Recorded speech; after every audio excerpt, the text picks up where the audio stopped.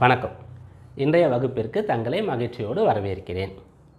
இன்றைய வகுப்பில் நாம் பஞ்சாங்கத்தை எடுத்து பார்க்கும்போது பஞ்ச அங்கங்கள்னு சொல்லக்கூடியதுக்கு அப்புறமா வேறு என்னென்ன விஷயங்கள் இருக்குது அப்படின்றத பார்த்துட்ருக்கோம் இல்லையா.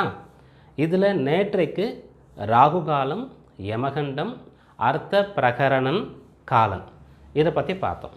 இன்றைய நாளில் இதுக்கப்புறம் சில விஷயங்களை பார்க்கலாம். சரி, ஃபஸ்ட்டு இதில் நம்ம தெரிஞ்சுக்க போகிறது என்னன்னு சொன்னால், ராகு காலம், யமகண்டம், அதுபோல் குளிகை காலம்னு ஒன்று இருக்கிறது. இப்போ இந்த குளிகை காலம் அப்படின்னு சொல்லக்கூடியதில் நிறைய பேருக்கு இருக்கக்கூடிய தவறான புரிதல் ஒன்று நான் முதல்ல சொல்லிடுறேன். அப்புறம் இந்த குளிகை காலம்னு சொல்லக்கூடியது எவ்வளவு நேரம், ஒவ்வொரு நாள்லையும் இது எப்போலேருந்து எப்போ வருகிறது அப்படின்றத பார்க்கலாம். குளிகை காலம்னு சொல்லக்கூடியது